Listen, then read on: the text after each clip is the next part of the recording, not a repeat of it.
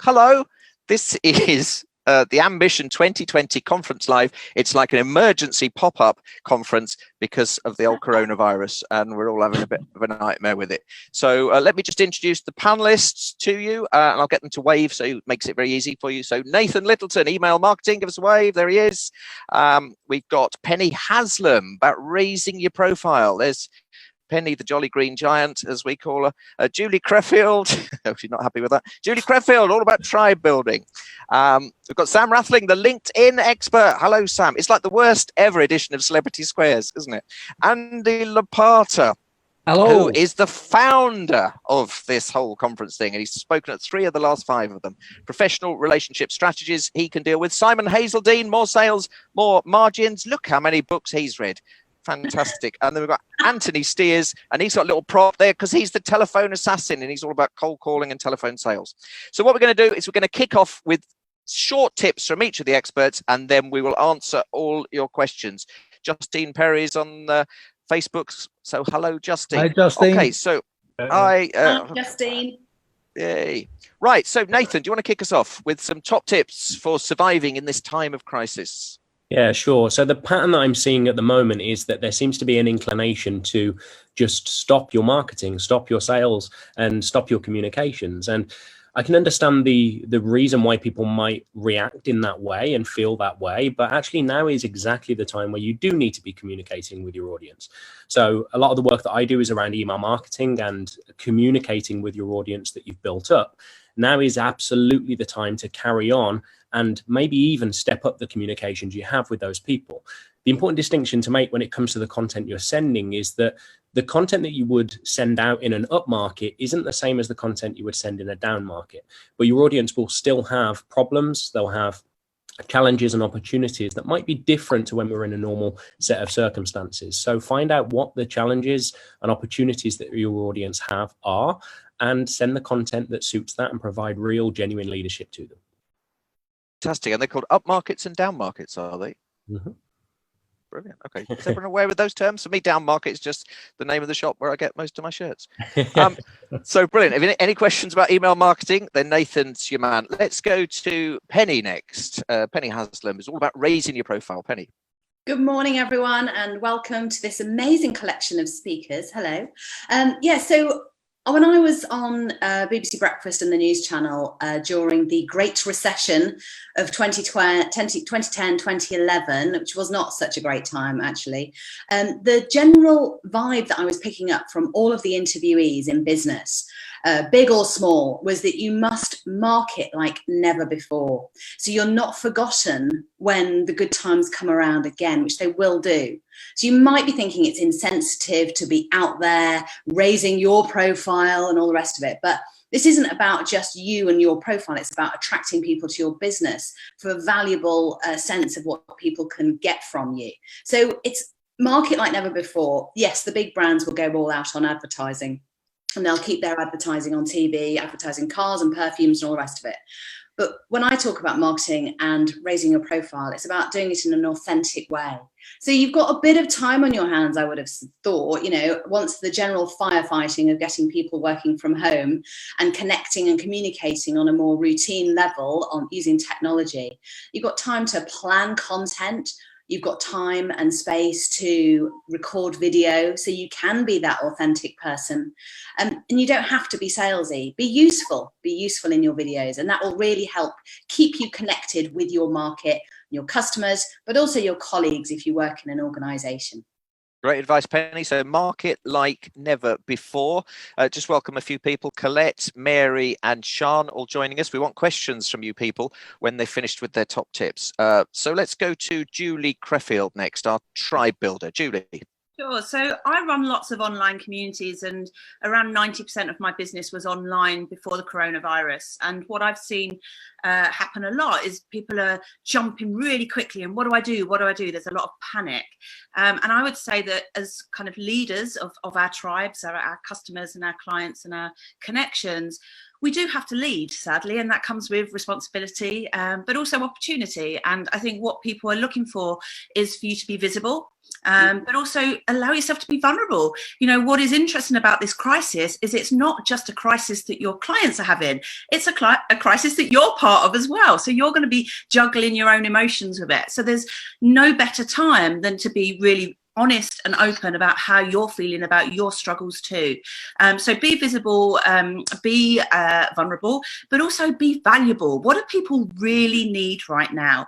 And to be valuable doesn't mean you have to give it all away for free. And in fact, the amount of free stuff that's out there is actually adding to the noise and adding to the overwhelm. So think about how you can get people to look at your services with fresh eyes. Like, I don't think it's about doing your core business, you know, changing up your core business. It's about changing the tactics and potentially changing the messaging if it makes sense to do that for you. But I think for me, I'm not giving away loads of free stuff. I am offering payment plans to make it easier for people to say yes. And I'm getting really clear on what the value is in investing right now. It's a great time to invest in online training. It's a great time to invest in building your tribe, you know, and you don't all have to be out there selling. You know, you can actually take this time as a bit of a kind of, you know, time to reflect and time to shift and grow your business. Okay, brilliant, Julie. So be visible, be vulnerable, be valuable, be anything that starts with a V and ends in an E. Which just remind me actually that I was. Sorry, what was it? Don't be vague. Don't be vague. Vague. That's very useful, Penny. But thank you for that. The VE thing's just reminded me I was booked to host this VE Day celebration in June, and then that got cancelled because you can't do those fly pasts on Zoom. Right, let's crack on. Some LinkedIn advice. Sam Rathling joins us. Hi, Sam. Hello, everybody. So I've got 4 things for you that I wanted to just quickly share in my tips. You guys have more time on your hands right now. So what better time right now to be looking with fresh new eyes at your LinkedIn profile? This is a particular area that, you know, most people neglect. So think about your LinkedIn profile right now. Go have a look at it and think, you know, if I was a customer of me today, would I buy from me based on what I currently look like on LinkedIn? So this is the perfect time to be going over there and updating your about section. You may not know it, but there's a brand new featured section on LinkedIn, which is a new area that you can showcase your best articles, content, and take people away from your LinkedIn profile to go check more information out about you. So that would be tip number 1 right now. Go update your LinkedIn profile. Secondly, this is a really good time to be online networking. Obviously, we can't have that human to human connection, but we can be building our network still, not in a sales way, pitching people way, but just literally finding people who are potential prospects for you in the future, knowing that they're not going to be in a position to buy right now, but by bringing them into your world and bringing them into your community and into your network at the moment, you'll be putting yourself in a really strong position when things kind of get back a little bit more to normal. As some of the other experts have said, this is the time to double down from a content perspective. So I would be definitely keeping yourself very visible at the moment on the newsfeed. When everyone else is retracting, this is the time when you should be keeping yourself very top of mind. But as everyone else has said, add value, demonstrate your expertise so that when people do start buying again, that they think of you first. So keep your posts on a regular basis. I would say at least once a day at the moment. If you're not currently posting on LinkedIn, start. And the final thing for me, most people don't realize that in your LinkedIn messages, you can actually use things like voice messages and video messages. So when you cannot have that human to human connection, I would highly recommend that you're using voice notes and video notes in your messaging to check in with people, to stay in touch with people, and to do things a little bit differently and to stand out from the crowd.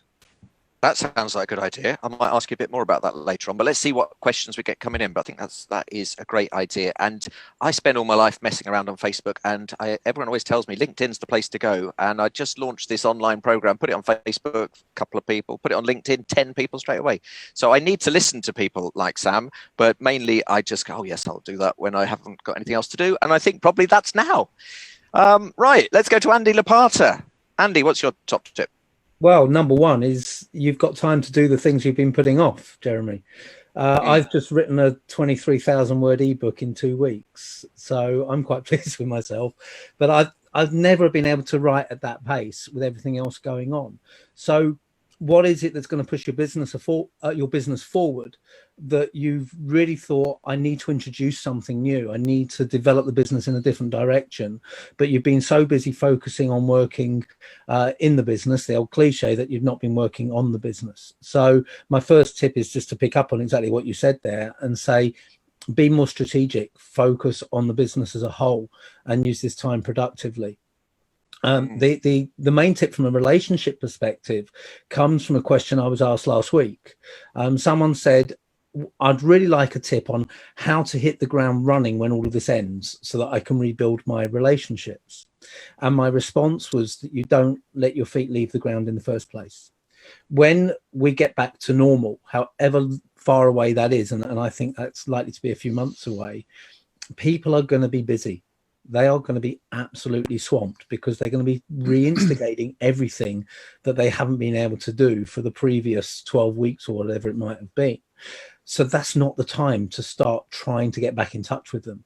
The time is now, or if not now, this moment, then certainly next week, the week after. I think the first 3 or 4 weeks, people are busy. A lot of people are trying to adapt, trying to reposition businesses, trying to get used to working from home and dealing with the kids who are off school at the same time. All those things are happening, but we will settle down. And once we settle down, there are fewer meetings, there's less traveling. There are a lot of things that businesses can't do, which leaves time for them to talk. So check in, reach out to people, offer, seek to serve. Taking Nathan's point, one of my a blog that I posted a couple of weeks ago was don't stop selling. You know, about 3 people in one day all said to me, this isn't a time to sell. I agree with Nathan, this is, but you have to sell something that serves, which is what you should be doing anyway. But seek to have those conversations, but seek to also just offer your support and check in with people. And I think the initial steps are just reaching out to people, not for what you can get, but just seeking to touch base, to connect, and to offer them that connection as well. Perfect. Thanks, Andy. I just want to get tips from everyone so that everyone feels included. I know you're the founder of Ambition, so I've given you a little bit longer. And can I say, Andy, you have easily the most impressive lounge of all of the people on the call. I mean, that goes back a long way.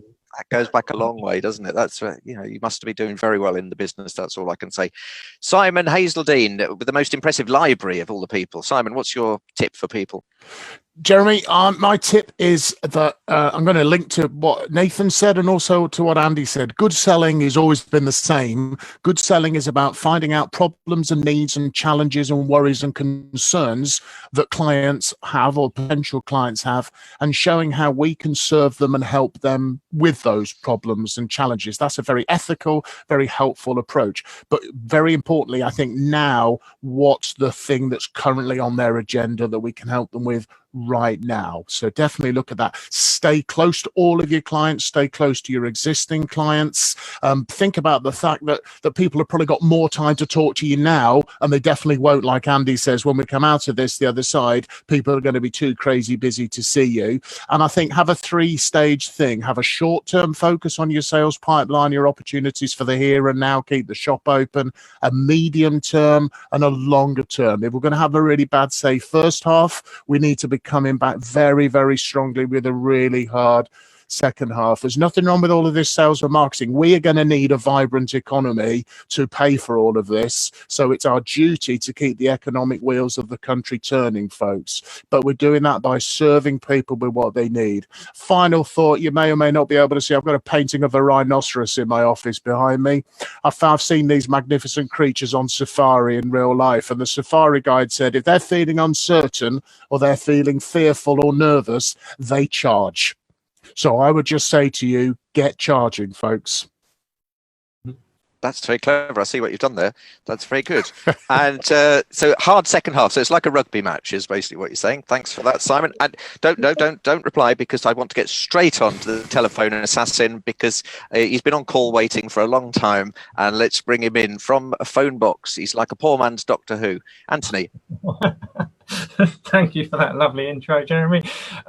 So there are lots of critical conversations that need to be had right now. I've only got a couple of minutes, so I'm going to stick to the business stuff that I've been talking about with my clients who are still trading. So they've either got clients on the front line, or what they're trying to do with a lot of them is they're realizing that perhaps they're not going to get people to sign on the dotted line right now. Okay, don't get me wrong, there is still business going on, and I think flexibility in your business terms, like Julie was talking about, is definitely the key. I've managed to save and get new customers in.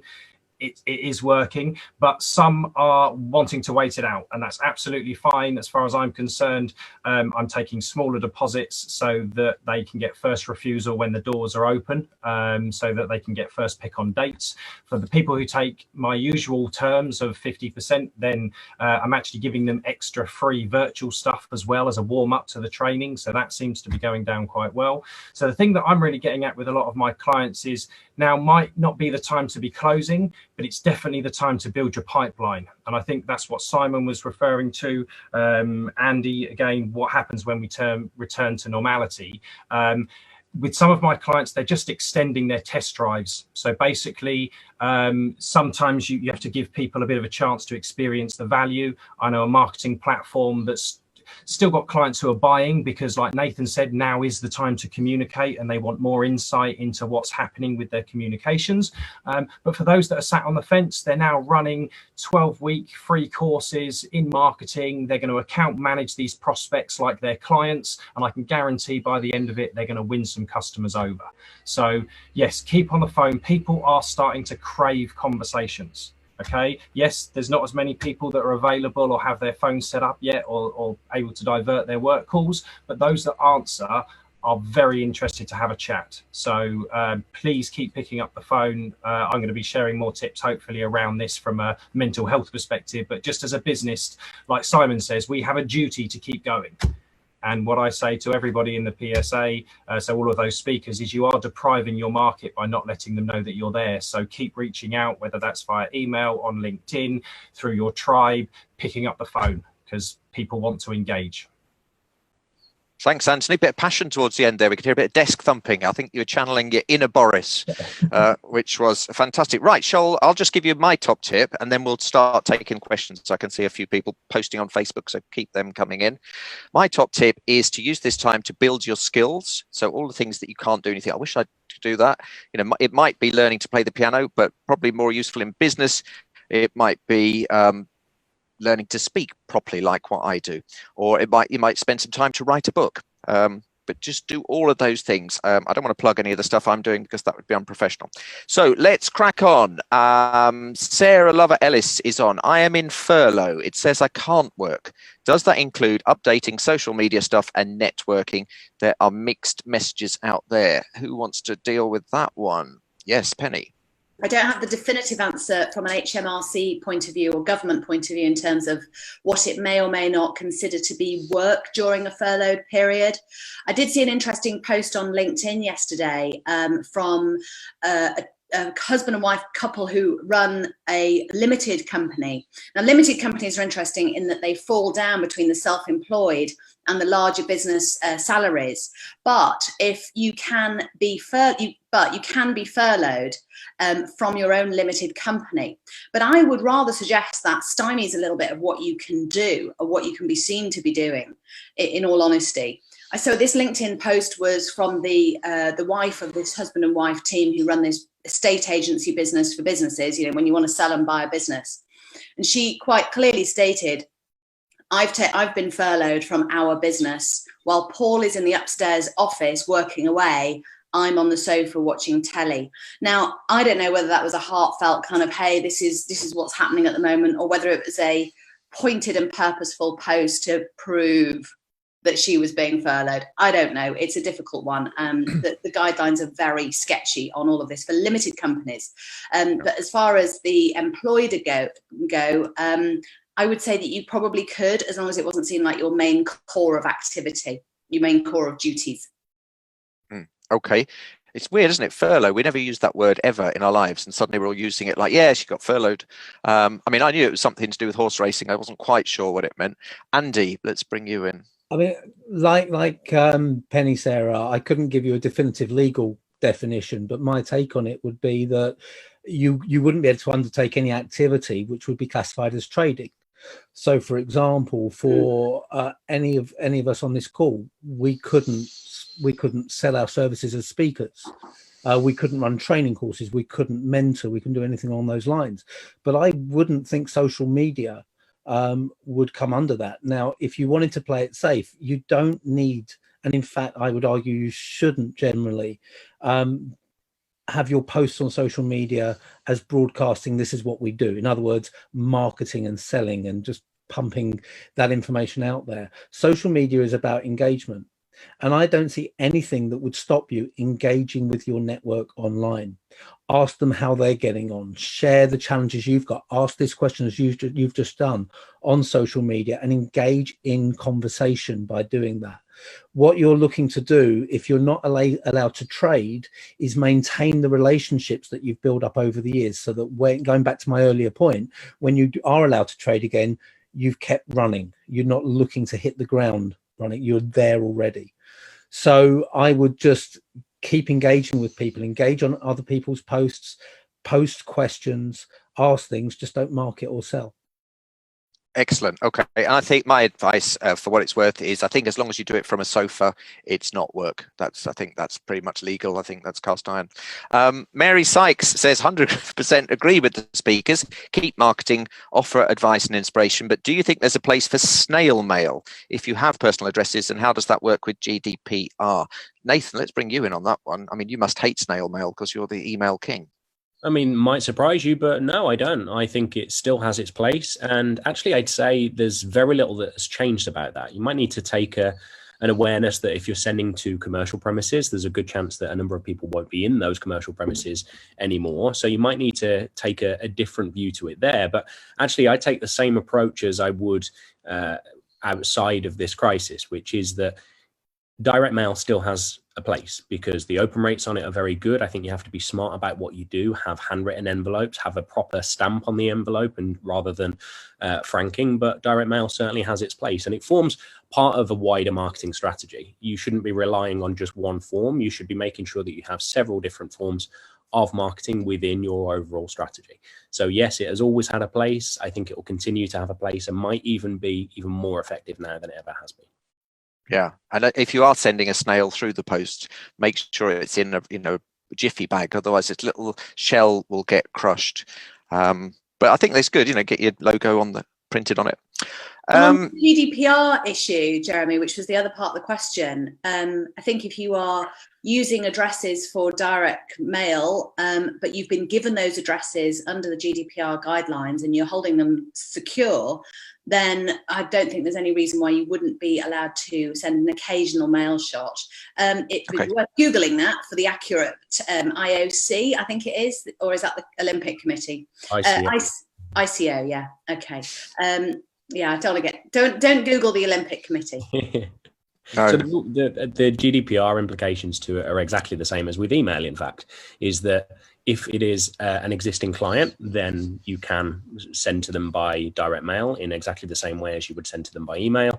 If they have opted in to receive information by post because they've ticked a box or they've said so on a form or a registration that you've given them, then that's fully GDPR compliant. Okay. And I'd also say from a tribe building perspective, there is this nervousness about kind of online, online communities are not real communities. And what I've found over the years is the moment you send something to somebody through the post and they have it in their hand, all of a sudden they are really a member of your tribe. So one of the things that has been a brilliant opt-in for me is a very, very simple, and this is for my running community, a very, very simple planner, which they can either download from the website or occasionally I'll send them through the post, and they, pin it on their fridge and they send photos and tell people what they're doing. And other programs that I've run, I just send, when people sign up as part of the onboarding, just a little gift with a postcard and a few other little bits and bobs. And it does just remind us that yes, we are meeting online in the whole, but we are still connected and part of the same process. So that real tangible thing that you can hold in your hand can be really joyous and make you feel like you're connected. Excellent advice.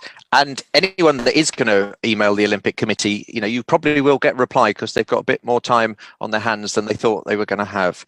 Right. Elizabeth J. Floyd says, everything went quiet for me during Brexit. Clients I've been talking with for a while have suddenly come out of the woodwork because they're thinking about marketing and business needs. And the question's for Sam. Sam, can you explain a bit more about the special features section on LinkedIn? Yeah, sure. This is a new thing that LinkedIn is currently rolling out. So on your LinkedIn profile, you have your banner and your photo. Then you have the about section, which is all the text. And then just underneath that, it's possible for you to upload links, PDFs, customer testimonials. So you are able, so at the moment, about 50% of you will have the old version, which is when you go into your about section and edit, you'll see the ability to upload a document or upload a link. And if you have the new version, it will show as what's called a featured section. And if you don't see it, then you can add it through the add a profile section at the top of your profile. And it allows you to, put links out to landing pages, send people to, booking pages. It can send people to anything you want to send them to. And you can also feature articles. So if you've ever written an article, and this would be a good time to be writing articles at the moment to demonstrate your expertise, you can feature your favorite articles. You can even feature a piece of content that you posted, and you can actually put a link directly to that piece of content. So it's a brand new section. It makes your profile look very, very visual. If you're not sure what it looks like, go check out my profile on LinkedIn and you'll see at the bottom of my about section. I would recommend having 6 to 12 kind of media links or documents underneath your about section. And if you go check out my profile, if you're not sure how to do it, just send me a message on LinkedIn and I'll help you. Okay, her name is Sam Rathling. The next question's for you, Sam, but I'd also like Anthony and Simon's view on this because there's an element of cold calling and also sales about it. So I'll ask Sam first. Would you use voice notes on LinkedIn? This is from Colette Cooper. Only for people you know, or do they work for cold approaches? I would say at the moment, I would be using them for people that you either are already connected to or know personally, just to check in with them. I wouldn't necessarily be using voice notes for prospecting or sales pitching at the moment. It can work, but in the current environment, I would suggest that you use voice and video to check in with people and continue those relationships like Andy was talking about. When things come out the other side, I would say, yes, voice and video can really set you apart when you're prospecting, and allows you to, set yourself apart from the competition. Many people don't even realize that you can use voice notes and video messaging, and most people are used to receiving everything via text. So just by doing that one thing, it allows you to have that point of difference. Great. I'm going to use that. That sounds like, so otherwise if I've got this lovely BBC voice, why am I writing when I could be doing that? Exactly. Let's bring in Simon Hazeldine. Simon, what's your view on cold calling people at the moment in this climate? I mean, cold calling is going to be very much an Anthony speciality. He's absolutely the real expert here. But I would think about Anthony. You'll talk about it being proactive business development, I guess, knowing you from previously. I think if you're making contact with people who need what you've got, that will be potentially seen as a more acceptable piece of activity at the moment. I think people are a little bit sensitive at the moment because of what is going on. So I think emotions are being magnified. So I think you should be very, very careful and considered, because I think memories, from a reputational point of view, memories are going to last a long time with coronavirus. And the way certain organizations, I think, have behaved has been noted. I have certainly noted organizations that I won't be doing business with going forwards because of the way they've treated their people. So I think we just need to be a little bit sensitive and cautious about the approach that we're going through now. I think keeping in touch, the fastest way to get new business is to go back to people you've worked with previously. That's always the first port of call that I would suggest you would go to. Brilliant. Cold call, but only old clients. Jeremy, on that, I mean, I would guess that, if you enjoy receiving cold calls and emails yourself, or texts or LinkedIn messages yourself, then send them out. Yeah, but no one does. I mean, my inbox on LinkedIn has been awash with people going, hi, we can increase your leads, or Facebook ads. We're specialists. I've never met or know these people. And it is really irritating. So absolutely think about how you enjoy to receive this information, and then maybe mirror or copy that. Yeah, and I think also any form of contact people like at the moment, I think ring them up, say, how are you? How are you coping? Do you want to buy this? Anthony, that'll work. Anthony, what's your view on cold calling? You're the expert on this stuff. So a couple of things.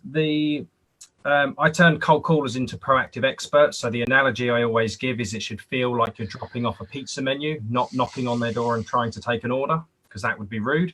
I do think that you need to be sensitive in doing this, but technically I always say the best way to perfect your pitch is to share a success story somebody can relate to. So if you've got a few clients that are all in the same industry that have all written you lovely testimonials, turn them into case studies, reach out to other people in their industry and say, hey, you're probably not looking for this right now, but if you are in the future, have a look at what these guys are saying about us and let me know if you'd like a free test drive.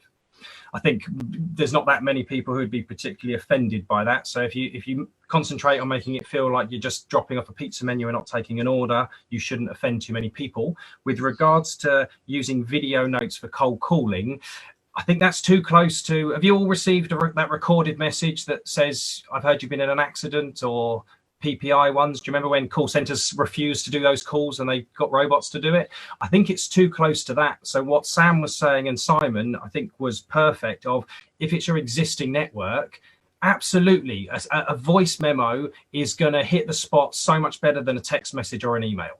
I've had a few myself. I use it on WhatsApp all the time. It's a really useful way of getting your emotion across, and actually people hearing your voice. And that's why I think now is the crucial time to speak to each other. Is I think we all need to reassure each other that we're okay. I just want to check you're okay, because I'm at home, I'm safe, I've got enough food, I've got a little stash of bog roll, I'm doing okay, all right? I'm going to make it through this.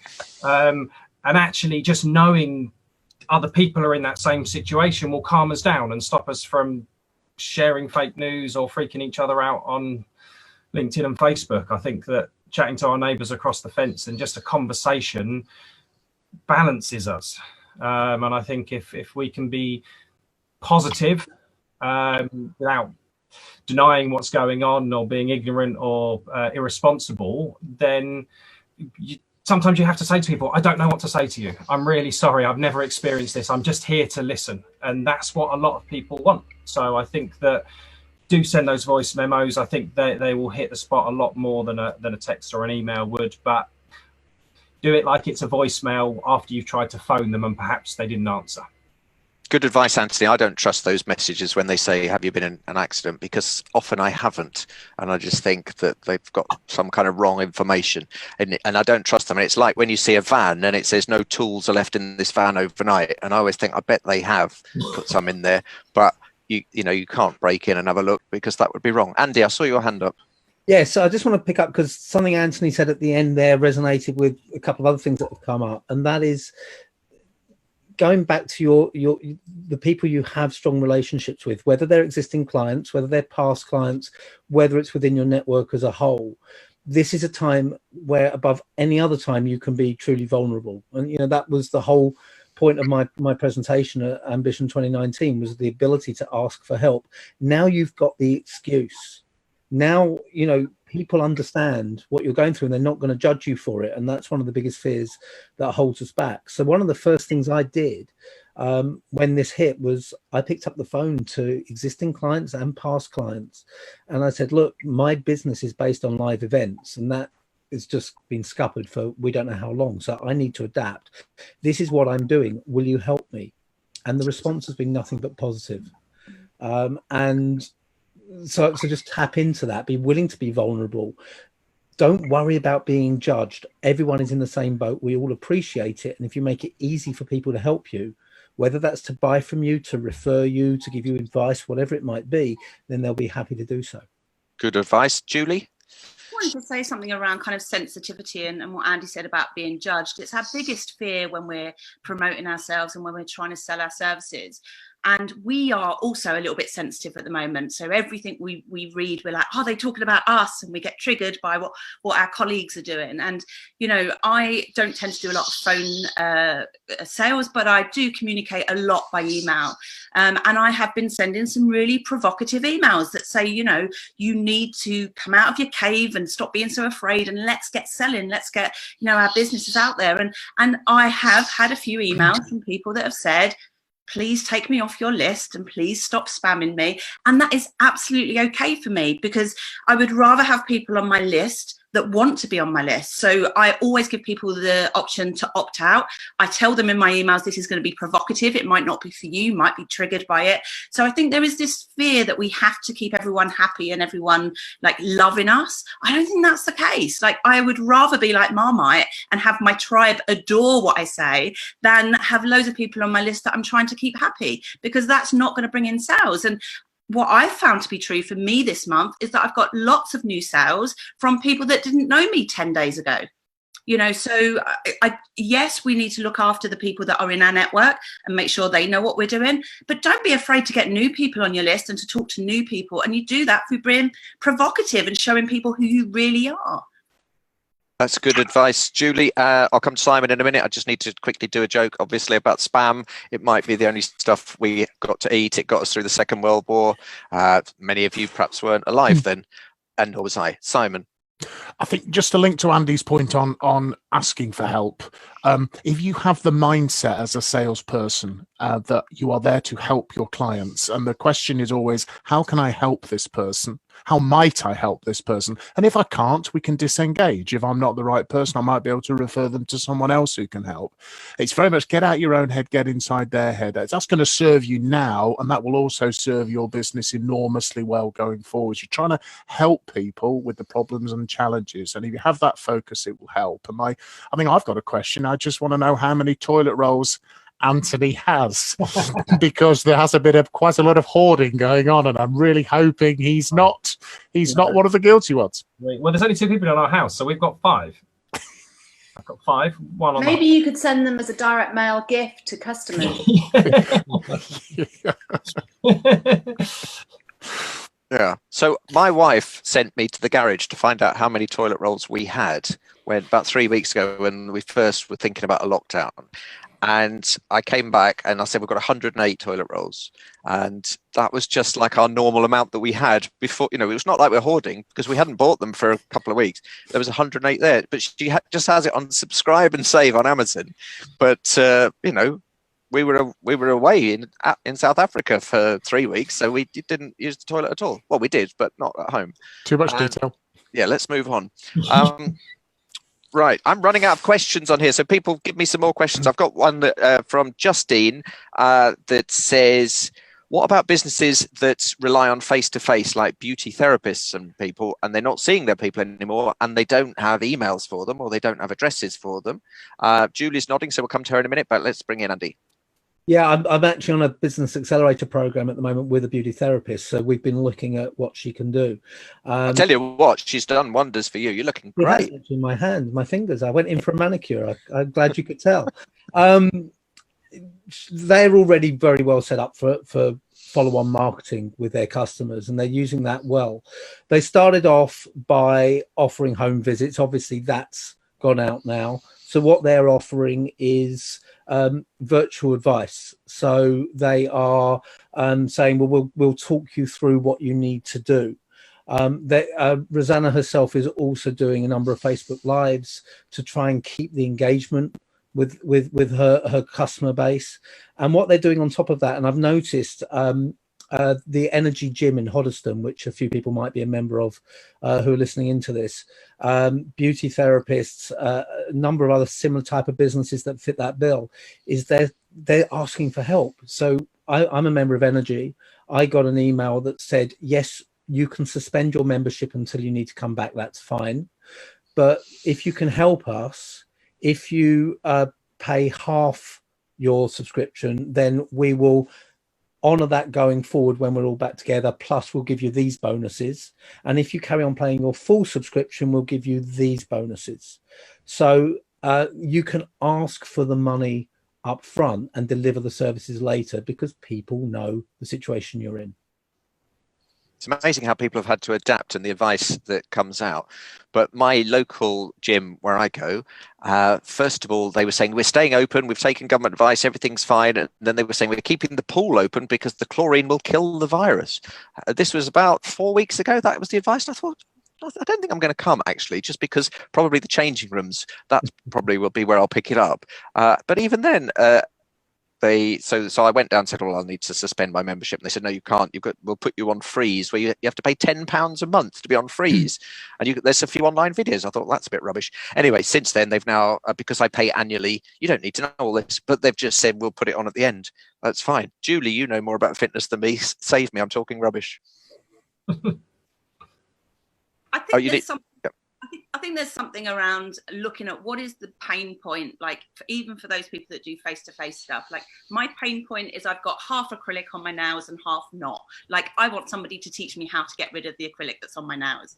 But I think there's also something else, which is when the world goes back to normal, those nail shops, those masseurs, those personal trainers are going to be bombarded with people that want their services. So actually, if you can say to people, look, I'm not available to take a booking for now, but actually pay me down now and you'll be in my VIP list for when I do open, because people won't be able to get into their local nail shops or to get these services that they need. So it's about kind of supporting those people that are needing that cash flow right now, you know, and just being more creative about kind of how you can serve people. One of the things I'm doing for my runners, so I have a big community of runners, and when this happened, I was like, God, if they can't get out, my whole business model goes to pot, even though it's online. I was like, oh my God.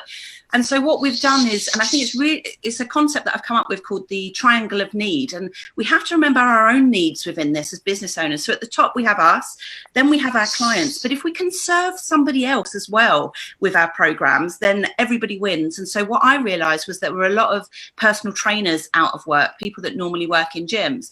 So I've come up with something called Thrive Inside, which is a program of online fitness and well-being and all kinds of other kind of mindset things that go direct into the Facebook group of my my running clients, and I pay the freelancers, and they're doing that. They're paying a donation basis. So many of my women are paying £5 a month through something called coffee.com. So it's about those, you know, we have this belief that nobody's got any money. And actually what people tend to be doing is saying, actually, I don't want to spend money unnecessarily. So micropayments are a really good thing if you've got a good client base who trust you, who know you, who want to support you, but don't necessarily want to have your services in the way you normally package them up. Okay, question for you, Julie, from Sarah Rogers. What platform do you prefer for your tribe building? So this is really interesting. The technology and the platforms are not as important as you might think, right? I grew a very, very successful online business through a PayPal link, a Facebook group, and emails. Not even an email system, but manually sending out emails. So for me, the world is awash now with online courses. No one wakes up in the morning and says, I want to spend the day on an online course, right? None of us like school, so why the hell would we want to sit and learn in that way? And we know that I think it's something like less than 20% of courses actually get through right to the completion rate. So what people want is accountability, and they want connection. So for me, it's about how do you engage people through a process rather than just creating resources for them to passively consume. So the platforms are not as important as people might think. There are lots out there. There are pros and cons to all of them. I use something called Kajabi, which is very expensive and a bit of a steep learning curve. But when I first started out, I just hosted all of my stuff in Facebook groups. Okay, I think I'm out of questions on the Facebook group, but I just refreshed my page and that one popped up. So if I have missed one, and I only get like 4 on my window and then they go through. So send them again if we haven't asked. Add to something Julie said. Yes, of course, Nathan. I don't know whether you'd agree, Julie, just in the fact that, so people are still buying, they just seem to be buying in different ways. And sometimes it's slightly different markets that are buying the product you're offering. But actually, if we were to go back however long in history, everyone would no doubt say that you need to create something unique about your offering. You need to have a genuinely compelling offering that is interesting to the people you want to sell to. That's still true. It's just maybe even more so. So maybe the answer here is to just be better. Find the genuine uniqueness and what makes you original compared to the other hundreds or thousands of online offerings that are out there right now. Absolutely, I would definitely agree with that. I mean, you look at some of the big celebrities in the fitness space are offering their services for free, streamed via YouTube. You know, Joe Wicks is doing incredibly well. You know, there are lots of these Davina McCall, you know, all these big, well-known household people that are offering their stuff for free. But I also does that annoy you, Julie, when they do that? Because that's your livelihood, isn't it? Not really, because there are people that, believe it or not, still prefer me to Davina McCall. And so, you know, it's about finding people that look and feel and sound like you. So the more you can look into who you are and communicate that with people, there's enough work for all of us. And some of my ladies might do the occasional Davina McCall workout, but, you know, they're also paying a monthly subscription to me. So I'm happy. Okay. I think I saw Anthony's hand go up. Yeah. So this is just a note for anybody who's trying to convert stuff to going online, because we obviously lots of speakers try and create these online programs. The thing that I've noticed with some of the ones that I was coaching is that they basically remove themselves too much from the product. And like Julie said, actually the accountability is one part of it that I think is the missing element. If there's a third party that's going to hold them accountable to where they get in the course, they're far more likely to get to the end. But fundamentally, people who buy into Julie's course are bought into Julie. They want a slice of you, right? Yes, it's good to have a bit of the video, but even if you have a 1 hour recorded video, you should at least be jumping on for 30 minutes at the end and saying, brilliant, so you've seen the video, or you can pretend you've done it live. What questions have you got? And actually creating groups that are going through a program together might be a more effective way of getting people to stick. It's like having a gym buddy.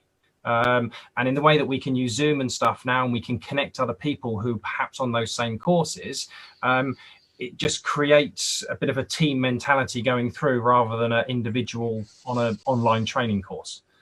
So that's just my view on it. Good advice. Right. Let's just have a look at what people are saying here. Louise says, I'm a therapist, so great advice. And Jeremy, I think you should follow your true calling as a comedian. Now, that's a funny thing, actually, because I've done a bit of comedy and I'm not quite funny enough to be a comedian, if I'm honest. I'm better at being a speaker who's a little bit amusing. But I did an event just before the lockdown. It was like it was probably 2 days after the lockdown should have started, but we hadn't been told yet. It was on a Saturday about 3 weeks ago. And I was hilarious as normal. And this lady came up to me in the first coffee break and went, "That was really funny. You're really funny." And I said, "Thanks." She said, what do you do for a job?" And I said, "I do this." Like, did she think I was a mechanic or something? And I just wandered onto the stage and suddenly I was a speaker that does funny stuff. Are you going right. You're not going to Edinburgh this year because it's been cancelled, hasn't it? No, I'm not going to the Edinburgh Fringe. And you know what? I'm so glad I didn't. I decided at Christmas I wasn't going to do it. So I've done the last 2 years at the Edinburgh Fringe with my one-man show, 2 different shows. And I had a new one for this year. And I thought, you know what? I'm going to go and do the Camino walk in Spain with my wife. And I thought that would be good for the soul. And I'm so glad I did, because I didn't have to spend all the money on the Edinburgh show. And I don't have to do the Camino walk either, because they probably won't let us do that. So I can just lie on the sofa and watch box set of, at the moment, I'm watching Last Tango in Halifax. Have anyone ever seen that? My family, everyone said that's. I've never seen it. It's funny. It's like a feel-good comedy drama, and I know 2 of the people in it. One of them, Sarah Lancashire, lives near me, and my dog Jimmy often sits on her lap in a coffee shop. Back in the days when we were allowed to go to those. Now, Louise Helen Guyver says, I run training courses and we have now gone live interactive on Zoom. How can I encourage people to change to this new stage? I work with dog owners and pet professionals teaching dog first aid. Simon Hazeldine's our dog man. Yeah, well, not necessarily dogs. We've been, my organization with training, we've been moving everything online. One of the issues with some clients is they think it's going to be a very passive environment and it's not going to work. What I would do is get those clients on a taster session, get them interacting with polls and breakout and all that sort of good stuff. Make them realize actually it's going to be really, really fun. I think there'll be some logistical challenges with like dog training, for example, but that could be fun as well. Bring the fun, because there's no way dogs, I've had many dogs as an owner, they never behave themselves. So you can have some great fun in that environment. But people are also doing it because they have to. And I think that necessity breaks down a lot of barriers. We've having a lot of success getting clients to transfer over to working virtually. Some because we've persuaded them, then shown them it's a good way, but others just because they have to. And that's a motivator you can take account of. And be special. Think about what problems and challenges have dog owners got at this precise moment in time, where they're living in really close proximity with dogs and kids and everything. Just get inside their head, think about how they're feeling, and do that. They'll join in droves, I promise you. I think the hardest thing at the moment is when you go out for your second dog walk of the day and you feel the curtains twitching and there's someone on a clipboard from Neighbourhood Watch. I think Jeremy's already been out today with the dog and he's not allowed to do that. Let's get tips from everyone on what you can do on Zoom to keep it more exciting. I think Penny's hand I saw go up. Well, to keep it exciting, I've been asked to deliver my media training, which I'd normally do in a day, over a 3-session period, because people have got home lives to juggle and it's very intense actually operating on a Zoom call and learning that way. So I've broken it down into 3 chunks and I've outlined that for the client. In terms of getting people to use the technology, God, I had a client conversation where she said, "Oh, can you deliver this training online?" I was like, "Yeah, okay. No problem." Zoom is an easy way to do things, and really focus on the content and then go, "Oh, by the way, you just click on this link and you join the meeting." My advice for you straight away would be gather a bunch of your best customers or your mates who've all got these dogs and get them all on a Zoom call, record it, and then share it and just demonstrate it just as you would with any type of customer testimonial or case study, and show that it can really work and give them a taster of what you might be teaching. And that would be my advice on Zoom straight away. But keep the training short, lively, interactive, and fun. Have fun. Get Jeremy to host it.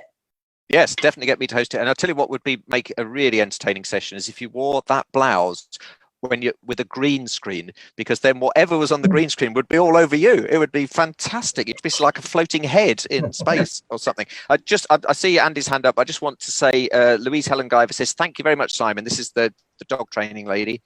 Great successions. I'll take your comments on board. Andy, you wanted to say something? Yeah, so on the subject of green screen, use a green screen. So this isn't my lounge. It's a picture of a club in London, just as something. What? There's people falling off their chairs at home. Like, really? My lounge is too big and it would be too showy to show us something else. What? Show us a different background. What? Show us this. Well, actually, the only other one I've got loaded. Yeah, go on. Let's hope it's not. Would be something like that. Oh, right. Okay. Well, that's good. Actually, well, we can do a tour of the hospital club. So that's the oak room. This is that looks like the 4th floor bar. So why don't we carry on in the 4th floor bar? So if you're doing dog training, you can upload images of dogs, and you can actually upload images of your clients' dogs and tricks and so forth. There's lots of software you can use that can engage people. I'm not using it today, but I've downloaded something at the weekend called Minicam that allows me to use a lot of special effects. It allows me to put slides in the image with me and do a lot of different things with that. And I think with something like dog training, you could have a lot of fun with that as well and be engaging. Look at the camera so that people feel that you're looking at them. Make sure you engage them that way. And my number 1 tip would actually to be make sure your screen is on gallery view, so that you, as you can see this, the way you're seeing this recording at the moment, or this broadcast at the moment, you see all of us on screen. What I find when I'm delivering and I can't see the delegates, the participants, I'm talking to a blank computer screen, and that drains the energy out of me. So focus on your own energy as much as your participants, because you need yours to be high to get theirs high, and also present standing up as well. I would recommend. There's a group on. Are you standing up now? Are you standing up, Andy? Because it's sometimes hard to tell with you. There's a group on Facebook called Remote Speaking, run by Alan Stevens, who emceed our social media panel a couple of years ago at Ambition. I would recommend joining Remote Speaking, because a lot of the tips that I've picked up in the last few weeks, I've picked up from there. Good advice. We'll come to Sam in just a moment, but Penny, just show us your example of a very bad position for the Zoom. I just saw you do it when you went down.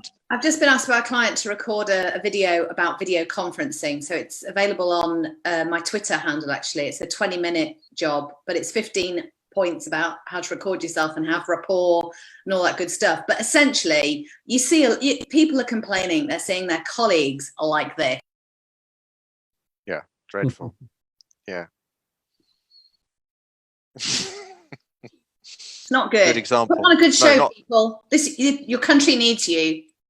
Yeah, and you're lucky because you've got hair. But when I do it like that, people just think it's a potato at the bottom of the screen. Sam, you had something. So we're going to finish at 1, by the way, just because of my years of being a radio presenter. I'm obsessed with finishing on a time for a news bulletin. So Sam, what was your tip? So I've just literally moved all of my training, which is normally a 3-day in-person event. I did my very first one last week, full 3 days on Zoom, which was, yeah, interesting, challenging, but I think everything the other guys have said apply. I've definitely noticed, obviously, attention spans are completely different when people are learning online. So my next one, I'm going to probably make the days longer, but give more breaks. That was one of my big kind of learnings from doing it that way. You can actually, there is a setting on Zoom where you can actually see whether or not someone's attention is on the Zoom screen as well. So that's quite an interesting one, because then you know that they've actually got Zoom as their main thing, and you know that they're not wandering off doing something else. So I let the delegates know at the front end that I can tell whether or not they're actually have their attention on Zoom and are not just off doing their emails or something else. So that's quite a nice setting that I didn't know was there before doing that last week. And I think, you know, keeping it fun, sharing screen, going with, you know, Zoom is amazing. You can go between slides, showing people on screen. I'm also using Manycam as well, Andy, just in the process of recording an online version of my training using Manycam instead of Zoom. So go check that out if you haven't already as well. But I think it's all a learning process for all of us. So test and measure, get feedback from the people that are coming into the sessions. Use an online feedback form live with the delegates. Don't send something out to them on email, they'll never respond. So you can quickly get feedback on how it could be improved. I think the final thing is just get recommendations from the people that have been in the online version, not just the people that have been in the real version, because then you can get other people's experience and use their experience to sell to other people. Brilliant. Thank you very much, Sam. I see people have got their hands up, but I do want to wrap it all up. But yeah, let's just end with closing words from everyone. So Nathan and then Anthony. Sure. Just to build on that, I'm now taking a general rule of thumb that if I'm running any training on Zoom, that I will not be speaking for chunks longer than 7 or 8 minutes. So to keep attention going and make it more conversational. Just to echo what I'd said before, really, is now is the time to be communicating with your audience. Now is definitely the time to be marketing and providing genuine leadership to the people who respect your opinion and trust you. Fantastic. Anthony, closing words from you? There's a follow-on comment from what Simon was saying, really, about making things virtual. One thing that I did was somebody who'd already bought the face-to-face version, the virtual version. Basically, they bought a 4-week program and I showed them an 8-week virtual program. So it actually felt like there was more value in it. It alleviates concerns that it won't have the sticking effect, and it means you can build in more follow-up. And then the other tip was just about, you talked about having it on gallery screen. I've adapted some of my exercises and they've got better, okay? But also I'm constantly checking in with the audience. So we have this thing at the beginning where everybody has to put their hand there and it's a thumb up, thumbs down, or not sure, okay? So quite often you have to, you know who's paying attention for how quickly their hands go up, and there's little things that you can do to play games, to keep it fun, to keep it interactive. And it's still working and people still want it. So pick up that phone, people are answering, they do want to talk to you. Fantastic. I do a lot of webinars with business schools, and there's in the software there is a thing that tells you if they've got a separate browser window open, and the number of times that they drift away, and then I just have to shout at them. And I wonder what sort of business people we're turning out. It's a terrible business. Right. So let's have closing words from Andy, and then Penny, and then Julie, and then Sam, and then Simon. Andy. Yeah, for me, life goes on, and you've got to carry on. It's different. It's concerning.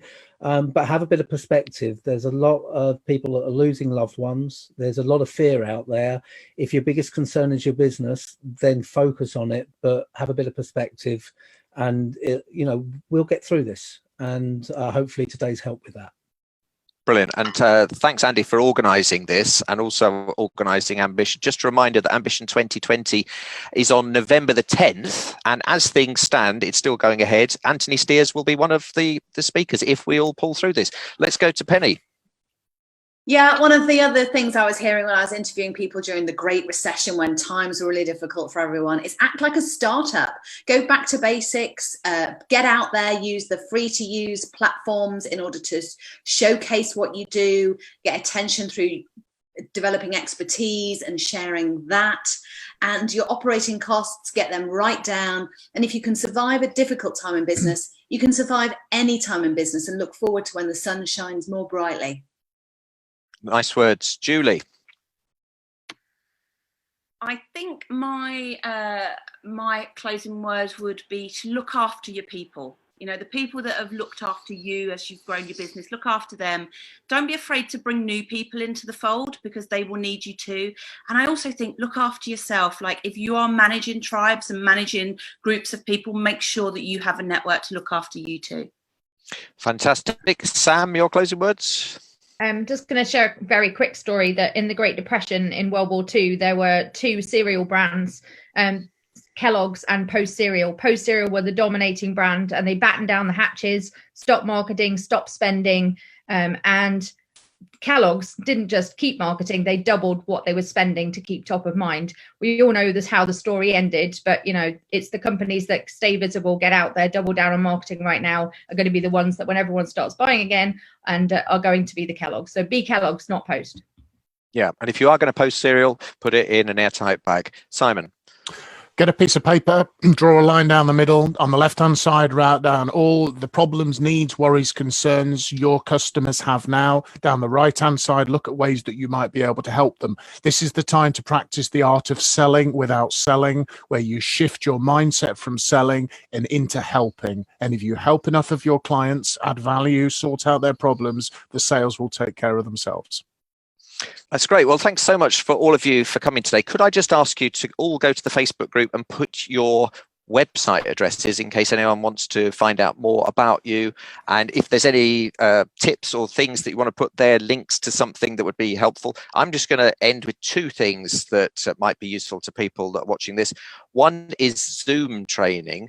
I do a free Zoom training for anyone that's a freelancer, because we're all struggling at the moment. I've got no money coming in, but I just want to do free. So I do free Zoom training at least once a week, and the latest dates will always be on my website, but I know when the next one is. It's on Monday, 11 o'clock in the morning. And all I say to people is, if you like it, buy me a coffee. And I have a little button that says buy me a coffee, and it's like I get £3, but it just I'd like to thank everyone that's bought me a coffee, and I'd like to thank both of you, actually. That's been brilliant after 10 sessions. Sad but true. And what was the other thing? Oh, if anyone wants a free copy of my book, which is called 1,000,000 Tips on Public Speaking, brackets volume 1, just for legal reasons, because there's not exactly 1,000,000 tips in there. That's a download on my website, which is jeremynicholas.co.uk. So anyone that's got any sort of free things or things that they want to promote, put that down in that group, and then we can all say thank you very much. So that's been brilliant. Fantastic. Let's do it every time there's a crisis. Take care and keep your chins up. Keep calm and carry on. Bye. Bye, folks. Bye. Bye. Bye.